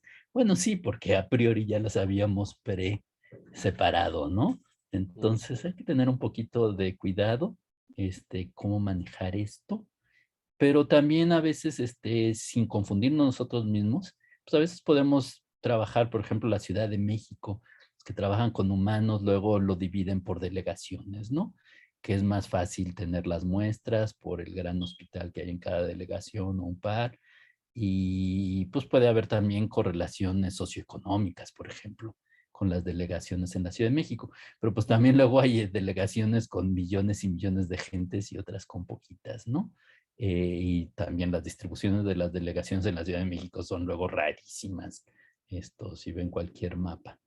Entonces, sí tener cuidado, pero a veces puede ser práctico siempre y cuando sepamos las limitaciones, yo digo. Pero bueno, pues ahí, si alguien tiene más opiniones, pues, Yo quisiera sí. decir que esto también aplica para los límites taxonómicos ya establecidos. A veces la gente no Buena quiere idea, poner sí. a prueba otras agrupaciones o se les hace increíble, sobre todo para los taxónomos, poner a prueba sus datos. A mí me pasó alguna vez que vi datos que pues correspondían más bien con tipos de hábitat o con las capacidades de dispersión de los bichos, y se niegan rotundamente a probar otras hipótesis que pues son claras. O sea, la estructura a veces es clara o no tanto, pero podría servir más, o sea, probar otras hipótesis, y a veces se niegan simplemente porque pues Es el una taxónomo... excelente observación, ¿no? Uh-huh. Sí, sí, sí, porque, bueno, también pasa con animales, pero en plantas a mí me ha pasado muchas veces, ¿no? Que yo veo cosas bien distintas que, pues, según la clave es una sola especie, y al revés, cosas que yo veo igualitas, el taxónomo me dice, no, son especies distintas. Y luego corremos la genética Clásicas. y, oh my God, pues sí, sale el caos que yo estaba viendo con mis ojitos de ecólogo medio miope, ¿no? Todo revuelto. Entonces puede ser interesante, aunque también te puedes meter en problemas con la gente que está en las colecciones. Entonces hay que, en fin, yo por eso nunca ni describo especies, aunque estoy seguro que hemos encontrado varias. Pero, en fin, sí, es una buena observación, gracias, Yuyi. Que lo que queremos es encontrar la biología, no la realidad de lo que dicen los taxónomos, con todo el respeto y cariño a mis amigos más taxonómicos. Y es que justo se debe muchas veces a que no quieren perder especies descritas. Pero pues, Entonces, siempre pueden salir más. sí, yo sé, pero bueno, a Ese es veces, tu o sea, concepto. yo he visto eso de que pues luego dicen, no, porque pues se va a disminuir el número de especies. Y yo, bueno, pero pues al final, o sea, es lo que están diciendo los datos y pues supongo que sería mejor a tener tantas especies, pero bueno, Bueno, a todo. veces también como trabajamos con un marcador nada más, mitocondrio, trabajamos con poquitos, Cabe la duda de que micros, y cambie. luego no habíamos hecho la morfología, pero pues ahora que tenemos también los datos de los nichos ecológicos, podríamos tener más evidencias y un Ujú. montón de marcadores, ¿no? Entonces sí, es lo que siempre les digo, que la taxonomía obviamente tiene que estar en movimiento, pues cuando van saliendo las nuevas especies, pero bueno, esa ya es otra discusión, que si quieren la dejamos para otro día, cuando veamos las filogenómicas, Yudini, ¿cómo ves? Ok, Irving, Está bien. ¿quieres avanzar? Sí. Pues bueno, aquí sugería hacer, o sea, si no tienes una justificación biológica, hacer un algoritmo de agrupamiento. Entonces lo que sigue es el uso de los algoritmos de agrupamiento, ¿no? Entonces, justo lo que mencionaba el profesor, que una de las cosas que se hacen es haces algún algoritmo de agrupamiento. Por ejemplo, este es un K-medias, ¿no? Es un algoritmo de agrupamiento y después pruebas la significancia pues, de esos grupos. Pero pues en el caso de K-medias, pues hace ahí una partición de Voronoi. Entonces, obviamente, pues va a ser significativo, o sea, pues el tema es que no significa nada ese valor P de significancia de diferencia de grupos porque tú ya hiciste unos grupos ahí particulares, ¿no? Entonces ahí la solución es pues no hacerlo ya, ¿no? O sea, porque pues no significa nada. Eh, eh, Pero la preocupación es la significancia de eso, ajá, ¿no? sí, como buscar que el valor P sea chiquito, ¿no? Pero pues aquí no importa, ¿no? Porque es, o sea, como por construcción, así lo hiciste y ya se acabó, ¿no? Sí, yo creo que ha de haber una solución más elegante que nada más decir, ya, no pongan la P. No, Pero pues no. Lo que dices no, ni siquiera hacer la prueba, ¿no? O sea, porque tú diseñaste los grupos, ¿por qué vas a probar qué tan significativos son los grupos? Pues tú los hiciste, ¿no? en fin, yo tengo la impresión que sí podría haber formas, pero necesitaríamos pensarlas un poco más, con más claridad de cómo saber el grado de diferenciación. Por ejemplo, podríamos calcular la FCT de cada grupo y cuando menos la FCT la podemos interpretar de distintas formas, ¿no?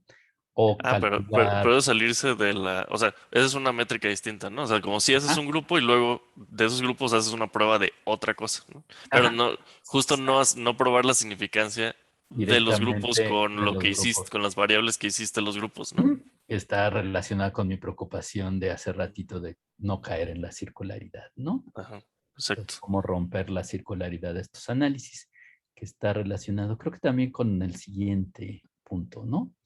De Sí, las varias Ks. sí, es que otro de las cosas comunes es solo probar un valor de K. Aquí puse ahí unos datillos normales que eso tiene 5 clusters, pero pues, o sea, si lo ves, a lo mejor solo son 3, ¿no? O Eh, dos. ajá, o 2 tal vez si juntas todo esto, ¿no? Y entonces, que muchas veces pues ya solo eliges un valor y ya se acabó. Y entonces lo que, lo que deberías hacer es probar distintos valores de K, teniendo en cuenta qué es lo que quieres hacer o qué es lo que quieres medir, ¿no? Eh, entonces, pues todo depende de qué función objetivo tengas. Por ejemplo, la varianza intracluster, que bueno, ahí hay la gráfica del codo o algo así. Bueno, la verdad sí lo agregué yo, pero sí recomiendo visualizar con PCA o T-SNE las cosas, porque muchas veces suele ser claro los clusters, ¿no? Porque al final el tema con los algoritmos de clustering es que no son una ciencia exacta, es más bien un proceso de exploración, ¿no? Exacto. No existen unas etiquetas tal cual, tú estás inventándote unos grupos y lo que quieres es que esos grupos sean homogéneos bajo cierto criterio, ¿no? Ajá. Y pues es el criterio importante a definir. Ujú. Oye, ¿no tienes la figura que viene en el artículo a la mano? Tengo el artículo allí. ¿Por qué no lo pones nada más para discutir una cosita? Esta ¿no? es la figura que quiero que veamos, ¿no? Entonces, bueno, a lo mejor tú estás más familiarizado con como componentes principales y estas figuras. Muchos de los ecólogos hemos estado utilizando mucho tiempo estas figuras estilo structure y los análisis. Dendrogramas y... Ajá. La de muchos colores Ajá. es lo que sale del structure, ¿no? Admixture. Y de la admixture y de otras variantes, ¿no?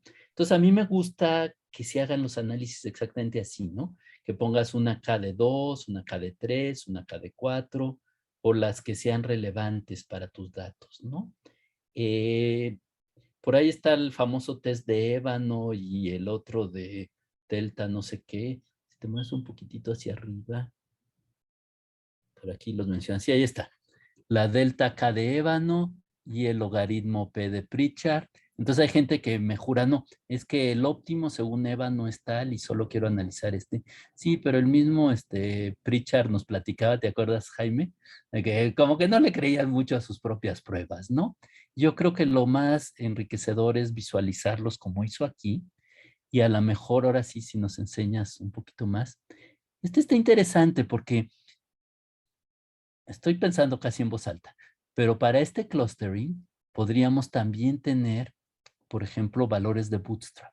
Entonces podríamos ver los valores de Bootstrap que te da cada una de estas ramificaciones de tus datos, ¿no? Los valores de Bootstrap en general de estos análisis de clustering son muy bajos, pero de cualquier forma te darían esta idea de qué está pasando, aunque también con otros análisis tipo coalescencia, luego puedes estimar cuánto flujo génico se está manteniendo y entre mayor flujo génico va a ser más débil el valor de Bootstrap, ¿no? Pero yo creo que todas estas ideas estas sí son muy, muy buenas, ¿no? No casarse con la K y la K pues la puedes definir arbitrariamente o podrías encontrar patrones biológicos y va a ser muy difícil decir la K óptima que me divide mis datos es tal, porque estas cosas son jerárquicas. Creo que esto es lo más importante, ¿no? Sí, hay una principal división, aquí lo pueden ver, entre los verdes y los rojos, pero luego hay subdivisiones que pudieran o no ser importantes en tus datos y que pudieran o no estarse confundiendo por el tiempo cuando sucedió la separación, pero también con los valores de flujo génico que teóricamente podemos explorar en principio con análisis de coalescencia. Muy bien, Erwin. Entonces, si quieres, bueno, no sé si alguien quiere decir algo más al respecto, pero me gustó mucho este punto. Sí, yo nada más, ya rápido, sí, pues amén de lo que dijeron, sí, no obsesionarse con un valor de K o el valor de K, que es algo que a todos nos pasa y es muy tentador decir, es que son 5 poblaciones. Primero pensar si un sistema biológico realmente puede tener esas 5 poblaciones, ¿no? Va a depender mucho de nuestro sistema y generalmente no. Y la otra es que justamente siempre considerar varios valores de K. Y por ejemplo, en este que estamos viendo ahorita, ¿qué pasaría si pusiéramos uno de K igual con 6? Lo más probable es que ese nuevo componente que aparecería no estaría dando ya ninguna información acerca de los grupos. Y lo más probable es que obtendríamos barritas así como gelatina de mosaico, es decir, colorcitos nada más dispersos en todos lados. También esa es una recomendación, no se casen con un valor de K y vean hasta qué punto conforme aumentamos los valores de K, realmente está dando algo de información. Obviamente, si en ese ejemplo pusiéramos un valor de K igual con 6, el siguiente componente que fuera, imagínense un componente rosita, el componente rosita probablemente ya no diría absolutamente nada, más bien lo que haría serían manchitas por ahí dispersas en todo el gráfico. Entonces también eso es Sí, que es muy común, ¿eh? Es muy común. Entonces, pues ustedes vean cuál, hasta qué punto seguir subdividiendo una muestra pues sigue dando información, ¿no? Y otra vez depende de la pregunta. Elisa tiene una... Elisa. Yo quería preguntar, por ejemplo, si en este tipo de análisis vale la pena comparar los resultados de clusters que te dan, por ejemplo, Structure, con los que te otorgan otros programas, por ejemplo, SNMF. Sí. La respuesta corta de Jaime, sí. Sí. De Sí, hecho, o sea, siempre recomendamos hacer como algún tipo de componentes principales y otra forma de visualizarlo, además de estos admixtures, structures, etcétera, o clustering directamente. Perdón. Pero todos estos son como análisis, pues como exploratorios, ¿no? Para sugerir hipótesis, yo digo. O incluso quitar poblaciones que están como muy diferenciadas y a veces analizar la estructura dentro de otras, porque bueno, eso también creo que es algo bastante común cuando se hacen estos K. Sí, que en realidad hay lo que jala casi todo el análisis es cuando tienes casi como 2 especies. Entonces, no, a ver, vamos a separarlas y concentrarnos como aquí, ¿no? Que es tan fuerte la diferencia entre A, B y C, D, que a lo mejor para muchos análisis quieres nada más analizar A, B y C, D, como cosas diferentes, ¿no? También, pues es otra parte del análisis muy relevante, yo creo. ¿Sí? Bueno, entonces, Irving, si quieres seguir avanzando, paso no vamos a acabar ni los 2 artículos, perdón, Jaime. Pero yo creo que está padre la discusión. Bueno, en creo que ahí me falta internalizar algunas cosas, pero el tema aquí es como confiar mucho en el estadístico R de Mantel, que lo que argumenta es que no está midiendo la variación que uno quiere medir cuando piensa que lo está usando. Entonces, pues bueno, esto está relacionado con el estadístico R de regresión en general y siempre es bastante criticado ese estadístico, ¿no? Entonces, lo que se sugiere en general es no usar el estadístico R y irte por algún otro análisis que sugieran un redundancy analysis, que es una especie de PSA entre las matrices si mal no recuerdo, de variación genética y de temas ambientales, ¿no? Ok, a ver, entonces aquí necesitamos más explicación para las otras personas. Voy a intentarlo. Entonces, miren, el análisis de Mantel tiene que ver con las ideas que venían a través de Sewall-Wright del aislamiento por distancia. La idea del aislamiento por distancia es simple y sencillamente que individuos o poblaciones más lejanas geográficamente van a ser más distintas genéticamente, ¿no? ¿Se imaginan? Una regresión de distancia genética contra distancia geográfica debería ser positiva. El problema es que hacer una regresión lineal sencilla no funciona, ¿sí? Porque los datos no son independientes. Entonces, lo que hace la prueba de Mantel, en principio, es randomizar una de las 2 matrices, por ejemplo, la de la distancia geográfica, y ver la correlación que te va saliendo en distintas aleatorizaciones y viendo si la correlación de tus datos es mayor o menor a esta, ¿no? Entonces, es una prueba que en realidad yo siempre hago y siempre hacemos en el laboratorio, ver si hay una correlación entre la geografía y la distancia genética. Entonces, varias cosas. A veces lo que se hace es también buscar a ver si hay una correlación entre los datos ambientales y los datos geográficos. Entonces, por ejemplo, vemos para una localidad, para un par de localidades, ¿sí? ¿Cuál es la distancia geográfica y cuál es, por ejemplo, la distancia de la temperatura? Entonces, dos localidades que tienen la misma temperatura anual, su distancia sería 0, entre mayor sea la diferencia en las temperaturas, mayor va a ser la distancia. Entonces, por un lado, casi siempre correlacionan esas dos matrices. ¿Sí se imaginan? La matriz geográfica, los lugares más cercanos geográficamente se parecen también más en sus condiciones ambientales, climáticas, y también se pueden parecer más en su genética, ¿no? Entonces es un problema clásico de nuestro laboratorio, cómo separar distancia geográfica de distancia ambiental, y casi siempre pues más bien nos vamos a llorar a una esquina, porque hay como pruebas de Mantel parciales, etcétera, que han sido muy criticadas, ¿no? Entonces, este punto me pareció peculiarmente esotérico del análisis, y yo más bien lo que me estaba quedando de este análisis era, pues tengamos cuidado e intentemos otras pruebas para estimar directamente la migración entre las poblaciones o estas pruebas que aquí menciona Irving Redundancy Analysis. Creo que ese sería mi take-out. Pero pues si quieren luego también en alguna práctica, Jaime, podemos ver un poquito más de Mantel, que aunque pues aquí lo critican brutalmente, a mí sí me gusta. Pero igual es que vengo de la generación de Mantel. Bueno, creo que no es tanto la prueba de Mantel contra la que se va, sino irte por el puro estadístico, ¿no? Sí, creo que esa es la idea. Ujú, El estadístico no es tan robusto, ujú. pero también las pruebas de Mantel parciales y toda esta complicación y cómo separar el ambiente de la distancia de la genética, yo creo que cada vez va a ser más importante y sería interesante tener más claridad, ¿no?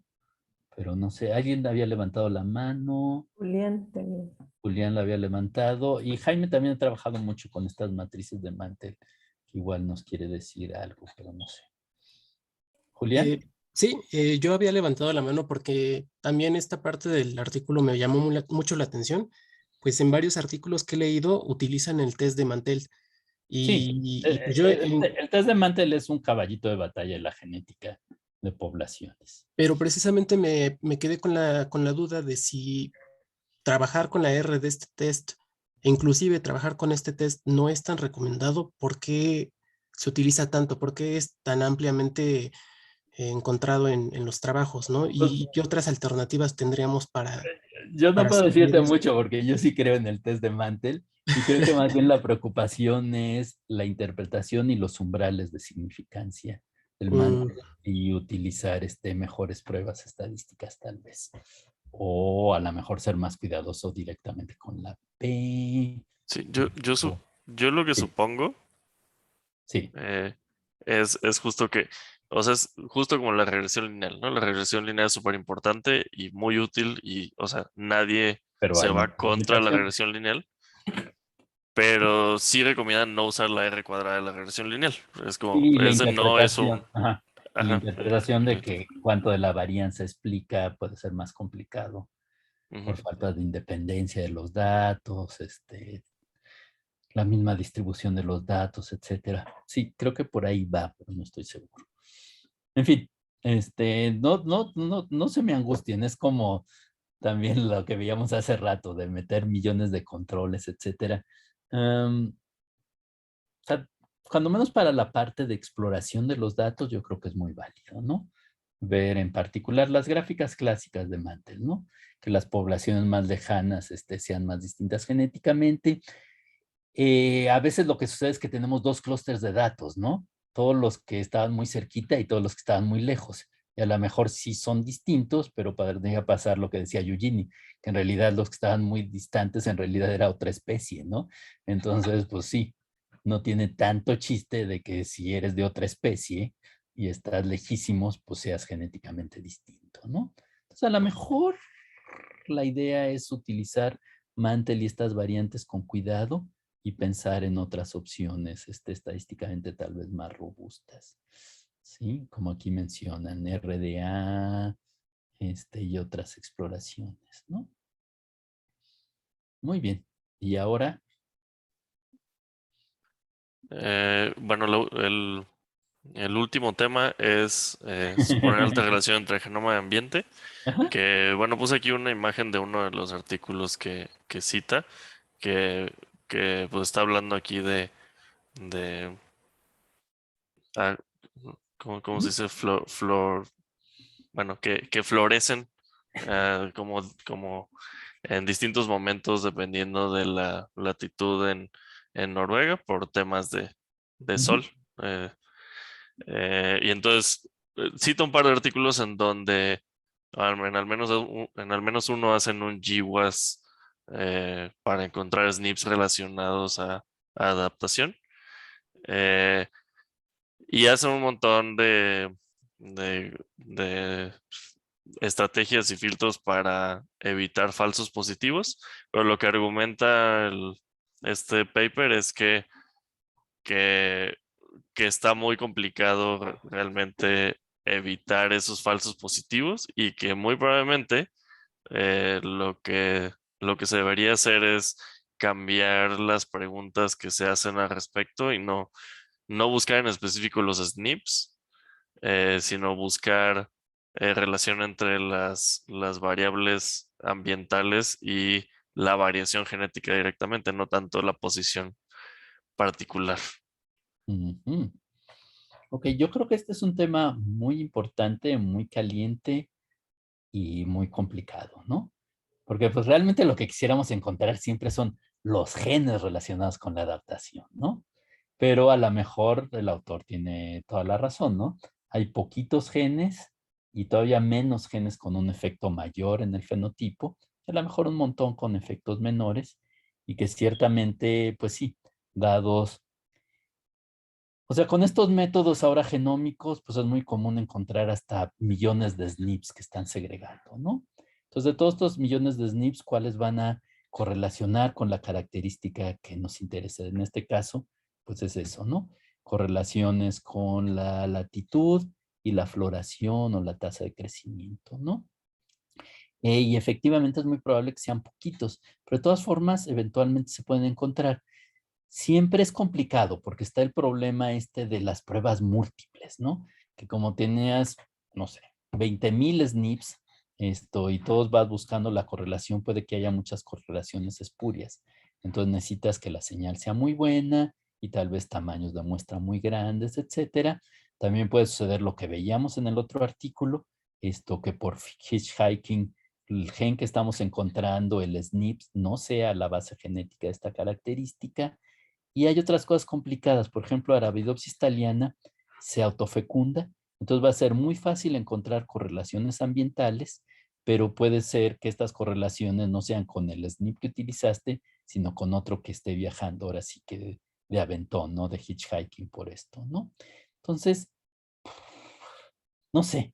Yo creo que es importante la crítica, que es muy probable que no encontremos el marcador, y esto es muy común, ¿no? Como en el caso de Jonás, ¿no? Que bueno, se los mencionaba a otras personas, a mi grupo de laboratorio, que Jonás comenzó con 50,000 SNPs y encontró como 4 que correlacionaban bien con los patrones ambientales del teocintle, ¿no? Y eso que ese chip estaba diseñado para encontrar la variación genética en el teocintle, es el maíz silvestre, ¿no? Entonces, sí es un buen punto, pero yo de todas formas sí quisiera encontrar las bases genéticas de las adaptaciones. Ahí sí creo que es un tema de tamaño de muestra, ¿no? O sea, bueno, GWAS siempre es problemático y... O sea, y del mismo diseño, ¿no? Para en el GWAS, para encontrar las cosas, ¿no?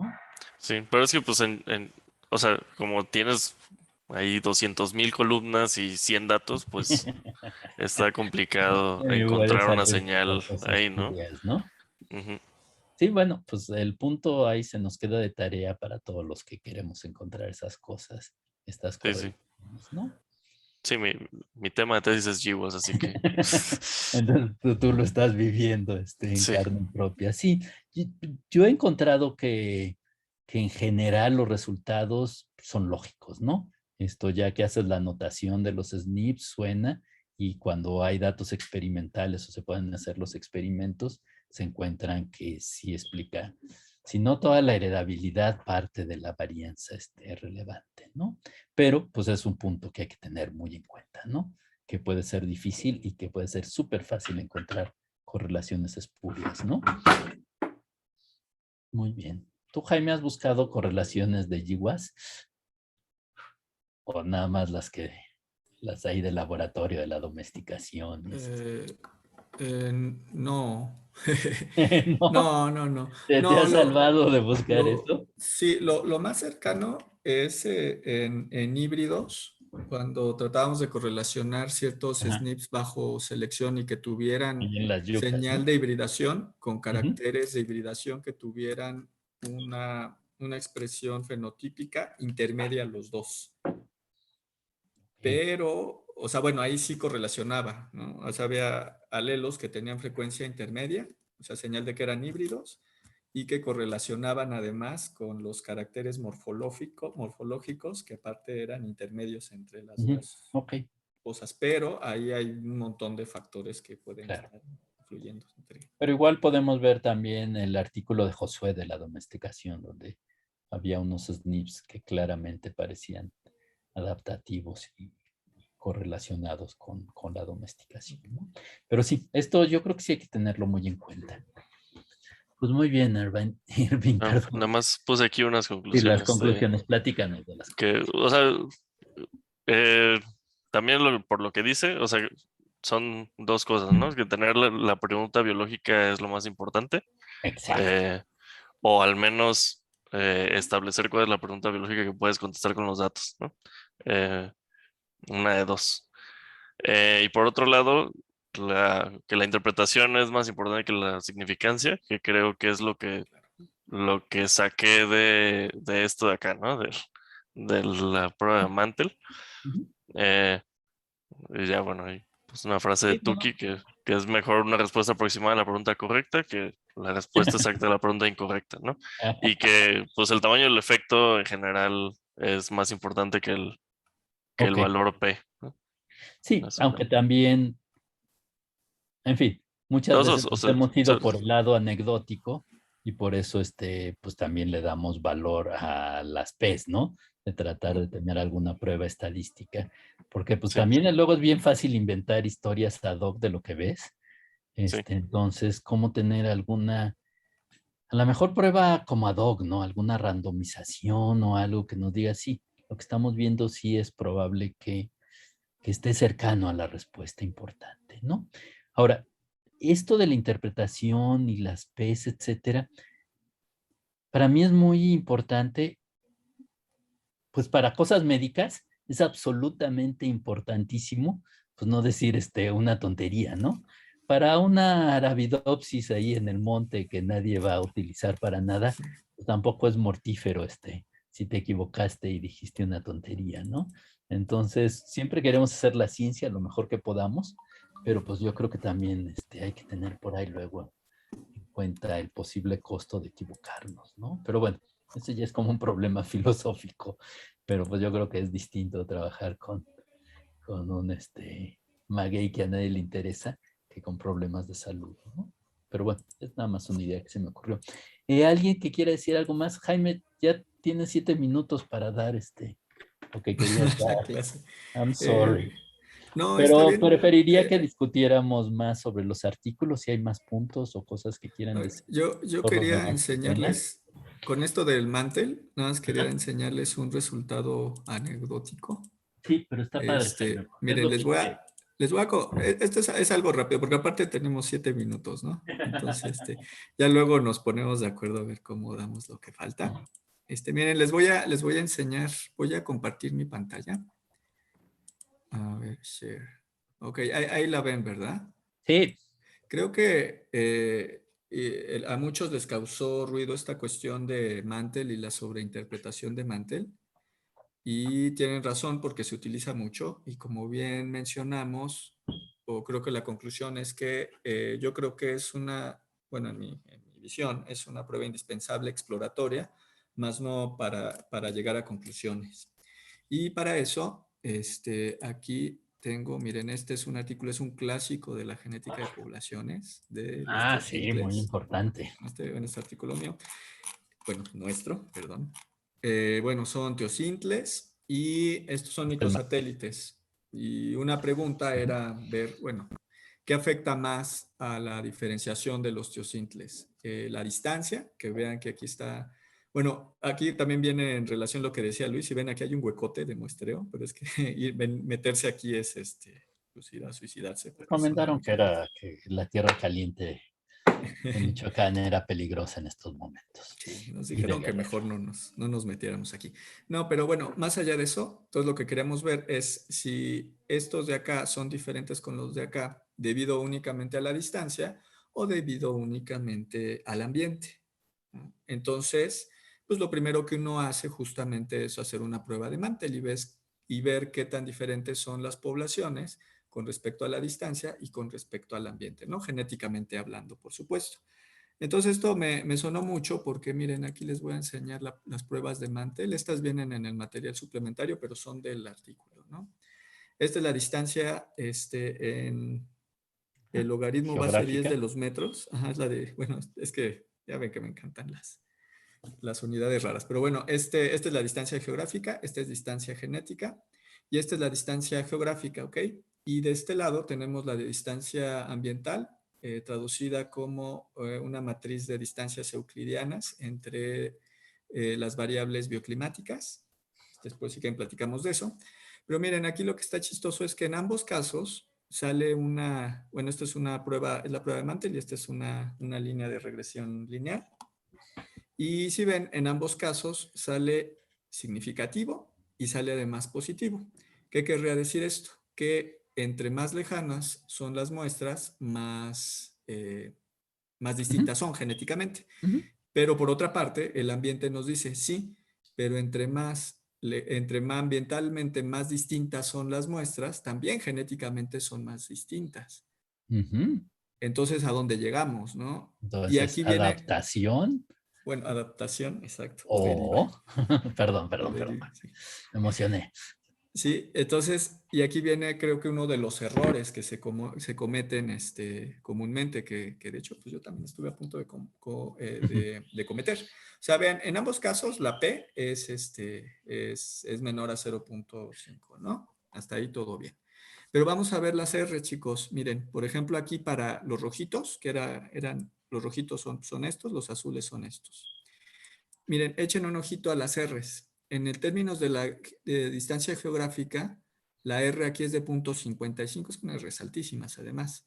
Y para el azul es de 0.59 en términos de distancia geográfica. Vamos a ver la ambiental, 0.55 para el rojito. Pero miren, 0.33 para el azul. A primera impresión, entonces, aquí sí nos casamos con la R, o más bien cometemos el error que menciona el autor del artículo. Si sobreinterpretamos el valor de R, sería muy fácil entonces decir, como aquí la R es más grande, el modelo explica más varianza, quiere decir que entonces la distancia geográfica es más importante para la diferenciación genética. Más importante que el ambiente. Esto si únicamente consideráramos las R's, ¿ok? Y el análisis de Mantel.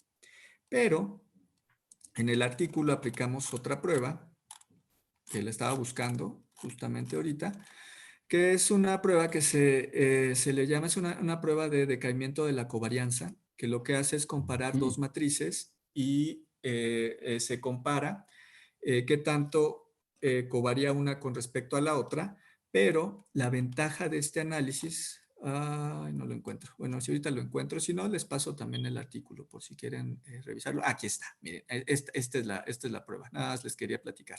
Es un paquete de R que se llama Sunder, entonces analiza el decaimiento de la covarianza en las frecuencias alélicas como función tanto de las distancias geográficas y de las distancias ecológicas. Aquí la ventaja es que no se limita a un modelo lineal. Y la otra ventaja es que uno puede comparar únicamente la geográfica, únicamente la ambiental, pero además también puede comparar los dos modelos juntos, es decir, el efecto de una, de la otra y de las dos juntas.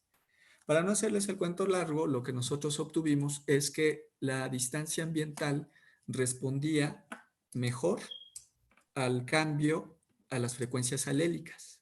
Es decir, que las diferencias en las frecuencias alélicas en los teocintles está dado por las diferencias en los ambientes más que por la distancia geográfica. Que es una cosa que además ya sabíamos, que lo habíamos visto con otros marcadores. Pero bueno. Que había salido con los SNPs, con Jonás. Exacto. Pero de todas formas está padre, porque lo que dice es que lo más importante es la adaptación, aunque también las poblaciones más lejanas pueden divergir por menos flujo génico y más deriva entre ellas, ¿no? Entonces sí, estuvo padrísimo. Entonces, bueno, aquí la moraleja es entonces que es justo lo que dice el artículo, ¿no? No sobreinterpretemos estos numeritos de acá y tampoco pensemos que como esta P es más pequeña que esta, entonces esta variable es más importante, ¿no?